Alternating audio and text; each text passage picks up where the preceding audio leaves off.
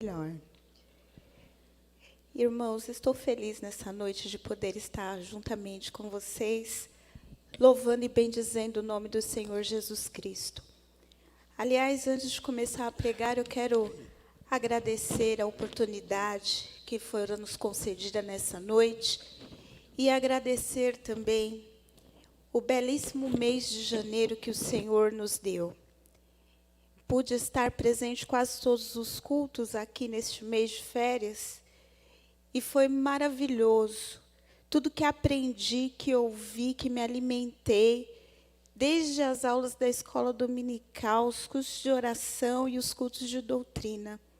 Foi um mês ímpar, maravilhoso e vai me abastecer para o restante do ano com certeza.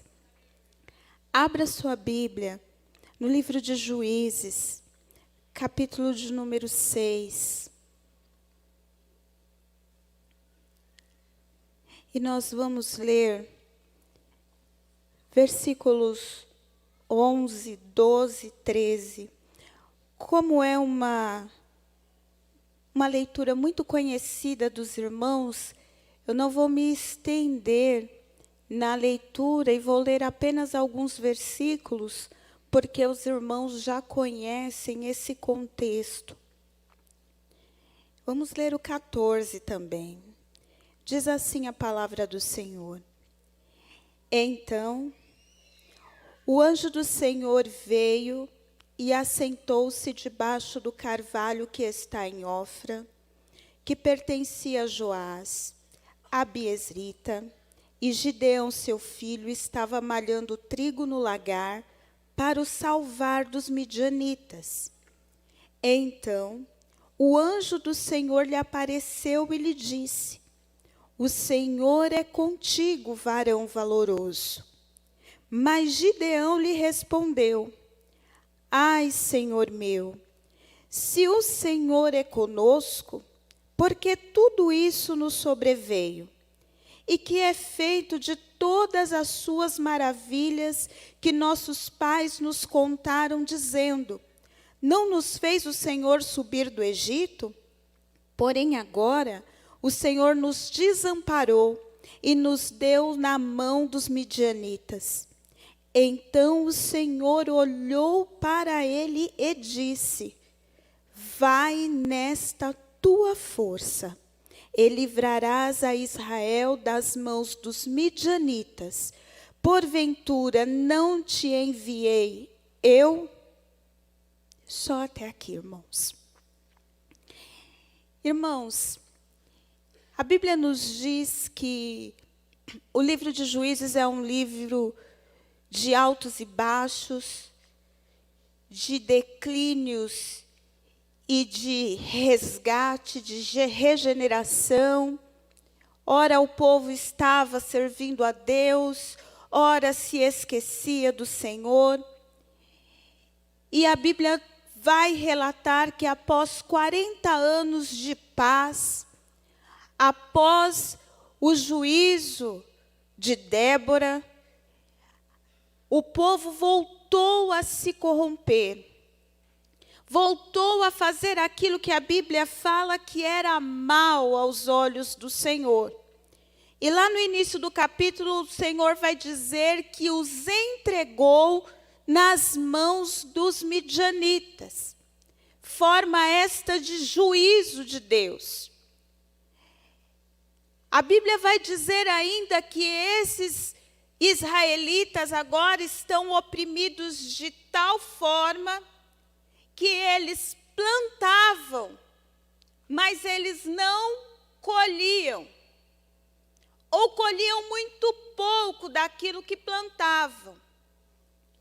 Porque plantando eles, quando chegava a época da cega, da colheita, vinham os midianitas junto com os amalequitas e outras pessoas do Oriente e saqueavam tudo aquilo que eles plantavam.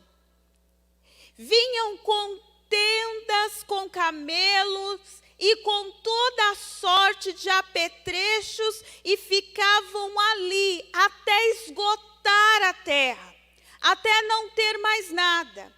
E depois que não tinha mais nada, eles iam embora.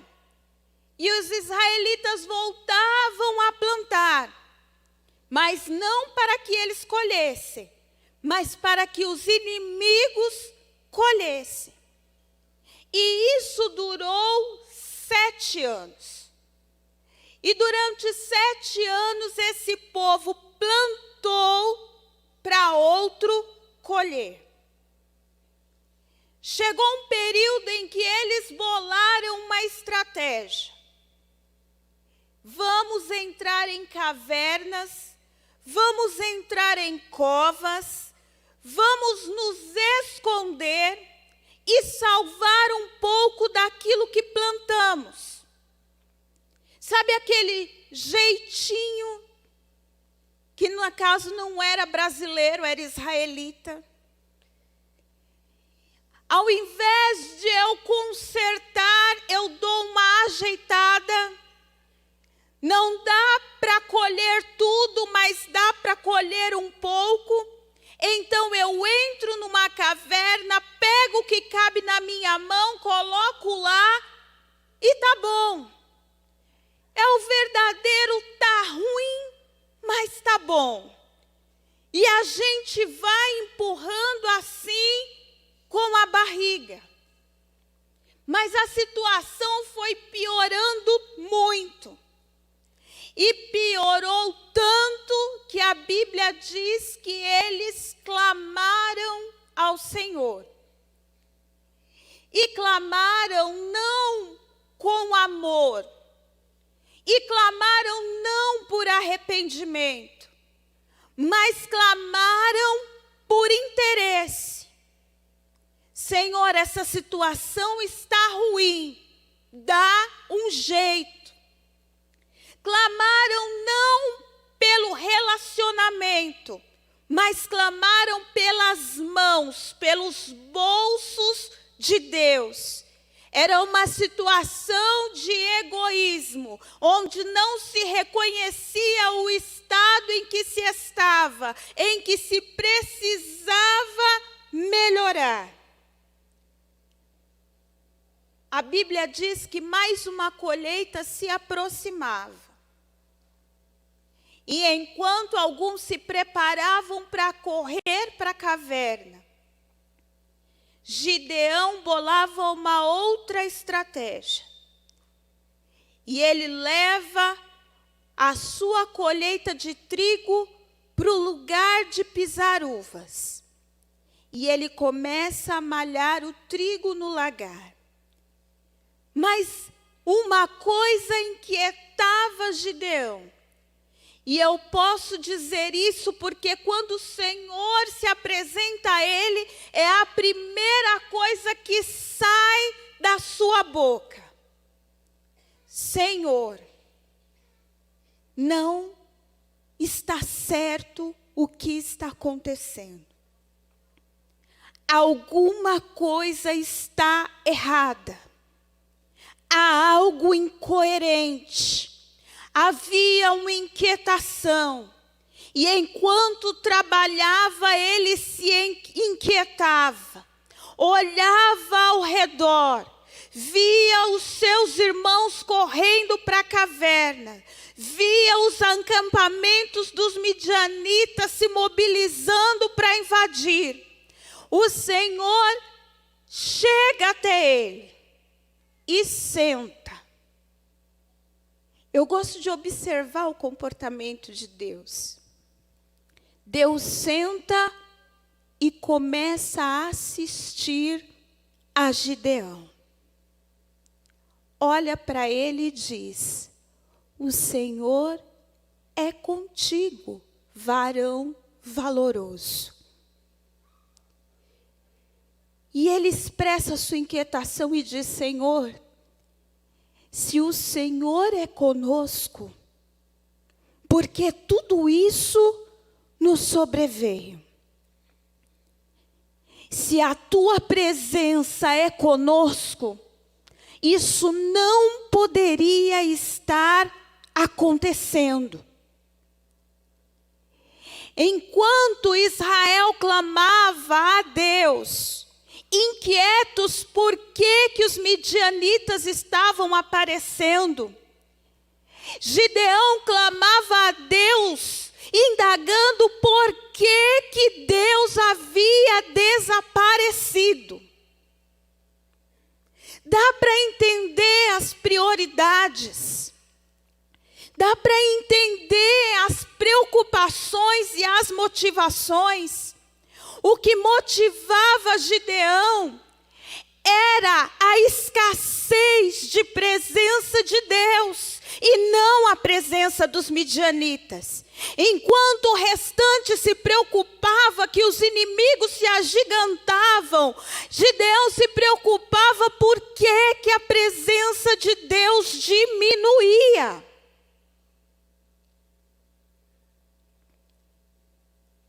O problema não era a falta de emprego. O problema não era a saúde. O problema não era os problemas da vida. A questão era passar por tudo isso sem ver a presença de Deus. A questão era, Senhor, o que é feito das maravilhas que os nossos pais nos contavam? Porque o Senhor andou com Abraão, o Senhor andou com Isaac, andou com Jacó, mas o Senhor não está andando conosco. A grande preocupação é, Senhor, aonde está a sua presença? Eu não sei se isso é o que de fato nos motiva, nos preocupa. Num mundo tão materialista, onde a gente sente falta do conforto, de tantas coisas que nos dão conforto. Mas uma coisa tem que ser questionada diariamente. Senhor, a tua presença, o teu falar, o teu regozijo, o teu mover, o teu enchimento, o teu Espírito, divino companheiro, e não importa o que aconteça, quando o Senhor está comigo, não importa quem apareça ou quem desapareça, importa quem é que está do nosso lado. A prioridade de Gideão era essa. É bem verdade, sim, que ele estava também desconcertado. Mas quem disse que a gente, quando está longe da presença de Deus, o Espírito Santo não nos faz sentir saudade também? Quem é que disse que quando a gente começa a se ausentar, não é o Espírito que começa a nos constranger e falar assim, eu faço falta? Quem é que disse? E a Bíblia vai dizer, Senhor, está faltando o básico. Se a tua presença é conosco, por que está faltando pão? Eu estou aqui malhando trigo para fazer bolo, para fazer pão, que é o básico. E se nós trouxermos para nossos dias, irmãos, o que é o básico para a gente? Falando numa linguagem espiritual, o que é o básico para a gente? Não dá para faltar o básico. Não dá para faltar esse pão. Não dá para faltar a palavra. Não dá para faltar oração. Não dá para faltar a presença de Deus. Não dá para faltar fervor. Não dá para faltar princípio que rege a nossa vida de fé em fé e de glória em glória. Gideão tinha uma preocupação. Senhor, se o Senhor é conosco, o que está acontecendo? E Deus está sentado olhando Gideão. E o que é feito, Senhor, das tuas maravilhas? Que resposta linda Deus dá a Gideão. Ele pergunta a Deus, o que é feito das tuas maravilhas? E Deus não responde aonde estão as maravilhas, mas Deus responde, eu sou contigo, vai na tua força. Em outras palavras, Deus estava dizendo assim, as minhas maravilhas estão em você, para ser operadas através de você e em você. As minhas maravilhas estão aonde tem alguém disposto a dizer, eis-me aqui, opera em mim, opera através de mim, opera no meu viver e através dele. Aonde estão as tuas maravilhas? E Deus responde, vai, somente vai nessa tua força, porque enquanto você caminha junto às minhas maravilhas. Que coisa maravilhosa, irmãos. Que coisa gloriosa. Porque eu não mereço e nem você. Deus diz para ele, vai. E ir significa se mobiliza. E isso é uma coisa que me preocupa. Porque nós fomos chamados para ir. Quando Jesus cita o texto da grande comissão, ele vai dizer, e estes sinais seguirão. Se segue é porque tem alguém em movimento, tem alguém andando, tem alguém indo. Seguirão quem crê. A igreja não foi chamada para estar estática e nem paralisada. A igreja foi chamada para ir. E de repente você também não sabe por onde começar. E eu vou te dar um conselho. Dobra o teu joelho e diz, Senhor, eu estou aqui. Estou à disposição. Eu não sei por onde começar, mas eu quero. Eu não sei aonde eu posso ser aproveitado, mas eu estou disponível. Eu fui chamado para ir. Você foi chamado para ir.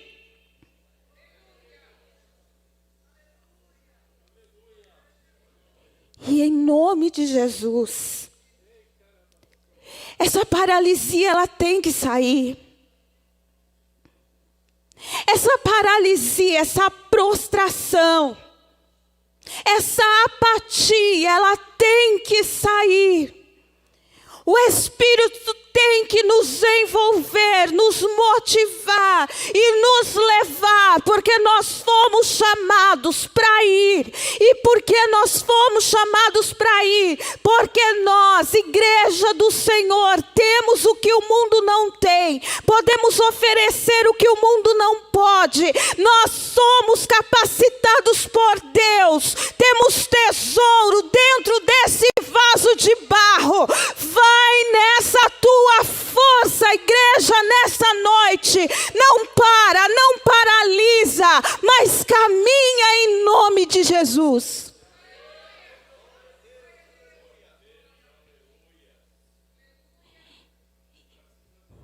E o Senhor fala assim, Gideão, você vai, mas você vai nesta tua força. Aí você olha para Gideão. Dentre os covardes daquela época, ele era o mais corajoso. Mas ele não era assim um símbolo de coragem. Porque ele diz assim: eu sou menor, eu sou pequeno, a minha condição social, o meu clã é muito pequeno. Não dá, Senhor. E o Senhor está empurrando e dizendo: vai. É com o que você tem. É nessa tua força. Eu sei exatamente quem você é. Quais são os seus defeitos e as suas qualidades. Eu sei quais que são os seus medos e os seus déficits. Mas vai, Gideão, vai. E ele faz prova de Deus. Senhor, olha, se é o Senhor que está falando comigo, então vai e recebe o que eu vou te preparar, porque eu ainda estou inseguro. Mesmo diante de tanta insegurança, Deus insiste em dizer: vai nessa tua força.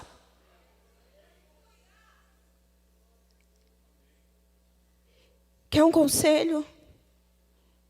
Está com medo? Vai com medo mesmo. Está inseguro? Vai inseguro mesmo, mas vai.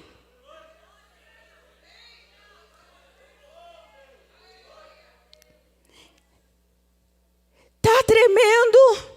Faz uma oração e encara.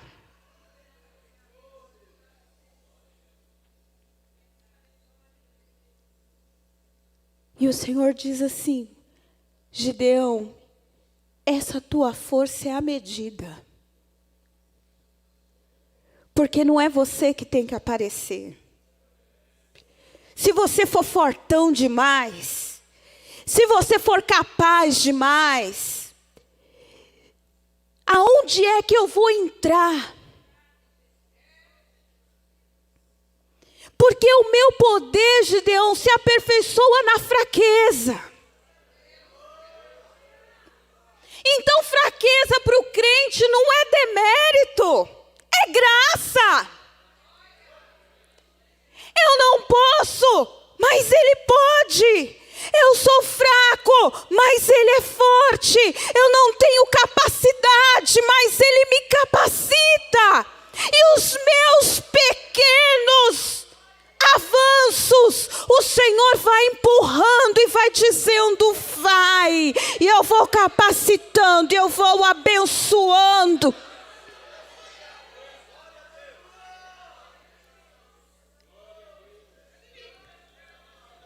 Irmãos, quantas vezes eu me deparei com situações que eu falei: não vou. Não tenho capacidade. E o Senhor falou: vai com medo mesmo. Vai. Eu me lembro que um dia eu estava dando aula na escola dominical. E aí uma irmã falou assim para mim: irmã Alessandra, eu estava orando e Deus falou para mim que a irmã tem que visitar a minha cunhada lá no HMU comigo. Eu falei: amém, irmã. Marcamos e fomos. E eu pensei: é uma visita. Uma visita. Só que quando eu cheguei lá, eu me deparei com uma irmã com câncer nos ossos, em estado terminal, ligado na morfina, que mal conseguia abrir os olhos de tanta dor. Aí eu olhei e falei assim: Senhor, como é que eu vou fazer o quê? Fui. Igual Gideão. Eu lembro como se fosse hoje. Eu abri a Bíblia em João 14 e falei: eu vou ler uma palavra de consolo para ela, porque ela vai partir. É verdade, irmãos. Eu estou falando de poder que se aperfeiçoa na fraqueza. Eu não tenho mérito nisso. E aí ela abriu o olho e falou assim: que palavra linda. Irmã, ora por mim, porque eu tenho uma criança de 6 anos. E eu fico pensando, quem vai cuidar dela? Quem penteia o cabelo dela para ela ir para a escola enquanto eu estou aqui acamada? E eu sou mãe. E quando ela falou isso, eu falei assim: Senhor, ela não pode, ela tem uma criança. E eu falei: Senhor, eu estou com medo, eu estou insegura, mas eu vou com medo mesmo. E coloquei a mão na cabeça dela e falei assim: câncer, em nome de Jesus, sai da vida dela. Ela precisa criar a filha dela.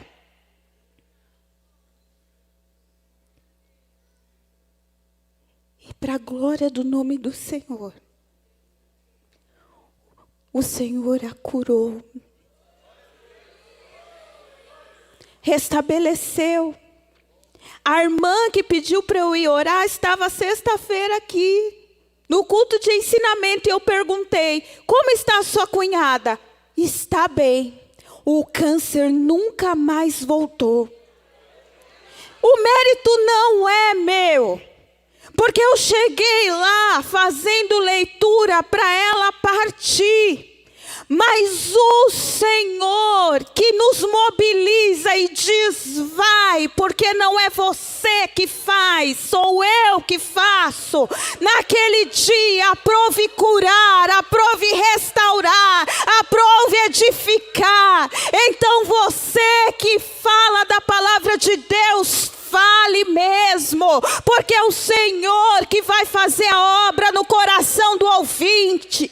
Você que canta, cante mesmo, porque é o Senhor que vai falar à igreja durante o seu louvor. Você que preside, presida mesmo com graça, com fervor, porque é Deus que vai fazer maravilhas através de você.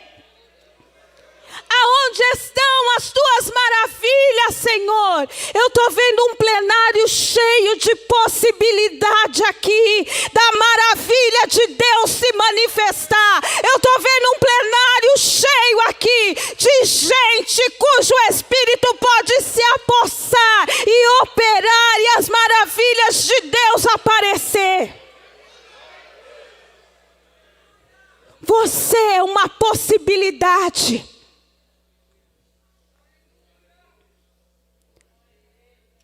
E a Bíblia diz que quando ele volta com o sacrifício e o Senhor o recebe, ele fica atônito. Porque ele diz: não é que é Deus mesmo que está aqui?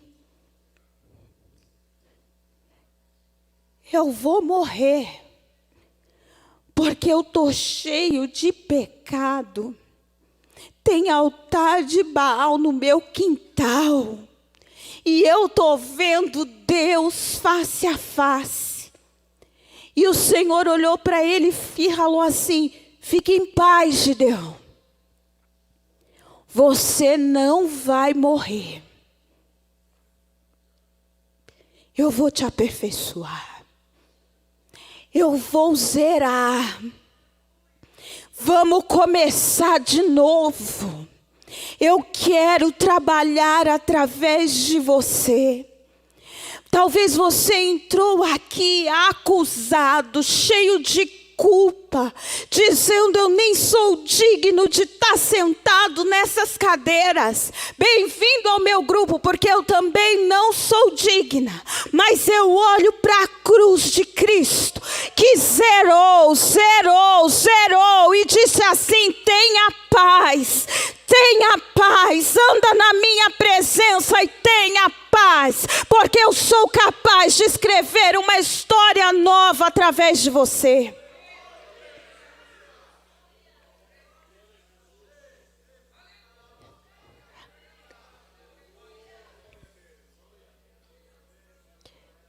Eu não sei se você acredita, mas eu acredito que Deus marca encontros como marcou com de Gideão. Que Deus fala e faz queimar o coração de uma tal forma. E diz assim: eu estou te dando uma nova oportunidade para você começar outra vez, sem culpas, como o grupo de louvor canta, sem desespero, mas em paz, em paz. Gideão, levanta, vai lá e derruba aquele altar de Baal, conserta, porque eu começo de novo, mas tem que andar do meu jeito.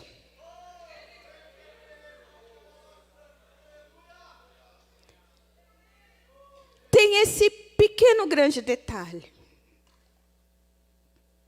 Eu escrevo história, mas tem que ser do meu jeito. Não dá para andar comigo e com Baal. Não dá para andar comigo e ter altar no quintal de casa. E mais uma vez o Gideão tremendo, vai até de noite com medo. Mas lembra do que eu falei? Tá com medo? Vai com medo mesmo. Foi de noite, derrubou. De manhã, quando amanheceu, o povo no reboliço. Quem derrubou o altar? O pai dele se levanta e disse: Baal é Deus, deixa ele se defender. Deus já começou a trabalhar na situação. Deus já começou a trabalhar lá naquela área. O resto da história, vocês conhecem. Eu não quero pregar aqui sobre a batalha. Eu quero falar aqui sobre a inconformidade de Gideão. Eu não estou conformado do jeito que está. Não está bom. Precisa melhorar. E eu não acredito que tenha uma aqui sequer que acha que esteja bom. Sabe por quê? Porque nós servimos o manancial de águas vivas. Fonte inesgotável. Como é que pode estar bom se Ele sempre tem mais para nós? Como é que pode estar bom se Ele sempre tem algo novo para nós? Mas o que eu quero que você saiba é que o importante é que você olhe para você a cada dia e seja protagonista da sua vida espiritual. Olhe para você e diga: Senhor, hoje eu vou avançar um pouquinho mais. Seja na leitura, seja na oração, seja em ambos, seja no jejum, seja na visita. Senhor, hoje eu vou um pouquinho mais. Hoje eu vou mergulhar um pouquinho mais, como o grupo de louvor cantou aqui. Você não disse que você queria ir mais fundo. Para ir mais fundo, você tem que se conformar com a altura da água que está batendo em você. Você tem que dizer: não, tá bom, Deus tem mais para mim. Não é de casa que eu falo. Não é de carro, não é de bens materiais. Eu falo da fonte inesgotável chamada Jesus. Manancial de águas vivas. Eu termino dizendo, irmãos, que o Senhor, Ele é tão misericordioso, que Ele mandou os midianitas para acordar o povo. Lá na escola eu vejo que quando tem algumas crianças meio travessas, e não faz lição, e bagunça, aí a mãe geralmente vem e fala assim: eu já tirei tudo dele. Eu já tirei a bicicleta, eu já tirei videogame, eu já tirei o celular, mas ele não melhora. Não é que a mãe deixou de ser mãe, mas ela está usando circunstâncias para despertar a consciência. Para alguém perceber, eu preciso melhorar. Não é que Deus deixou de ser Deus para aquela nação. Não é que Deus se ausentou de maneira a abandoná-los à própria sorte. Mas Deus usava circunstâncias para dizer, você precisa melhorar.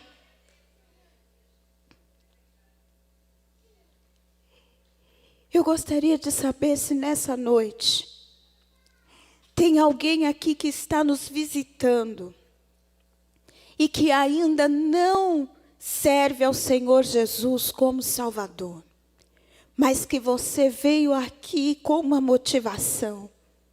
Eu preciso melhorar. A presença de Deus tem que ser concreta na minha vida. Se você entrou aqui com este pensamento e ouviu todo este culto e gostaria de aceitar a Jesus como seu Salvador, levante a sua mão assim, juntamente com a minha, e nós vamos orar por você. Existe alguém aqui que gostaria de aceitar Jesus como Salvador? Tem uma moça ali de amarelo. Tem uma moça ali de amarelo. Acompanhe, por favor. Eu vou pedir que alguém acompanhe. Vem aqui na frente e nós vamos orar por você. Há mais alguém que quer aceitar Jesus como seu Salvador, que sente no seu coração, eu preciso melhorar. As maravilhas de Deus precisam se manifestar através da minha vida. E quer aceitar Jesus como Salvador, levante a sua mão comigo. Há mais alguém? Há mais alguém? Se não há, nós vamos orar por essa vida que aqui está. Como é o seu nome? É a irmã Ritotília. Agora ela faz parte do nosso corpo. É nossa irmã. Saiba que a gente compartilha da mesma necessidade.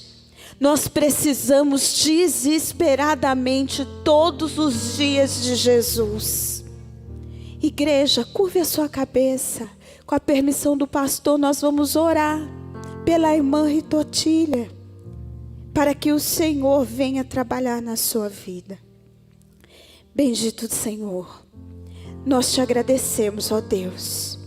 Nós te agradecemos, ó Pai, por essa vida que se rende aos teus pés e te reconhece como Senhor e Salvador da sua vida. Senhor Jesus, em teu nome eu peço, abrace-a, Senhor, conforte, ajuste, Senhor, as coisas e a fortaleça, de maneira que ela permaneça até a tua volta, Senhor. Guarda ela, amplia, Senhor, esta salvação à sua família e aos seus. É isso que a tua igreja te pede, em nome de Jesus. Amém, igreja. Que Deus abençoe os irmãos. Que Deus abençoe todos vocês em nome de Jesus. Amém.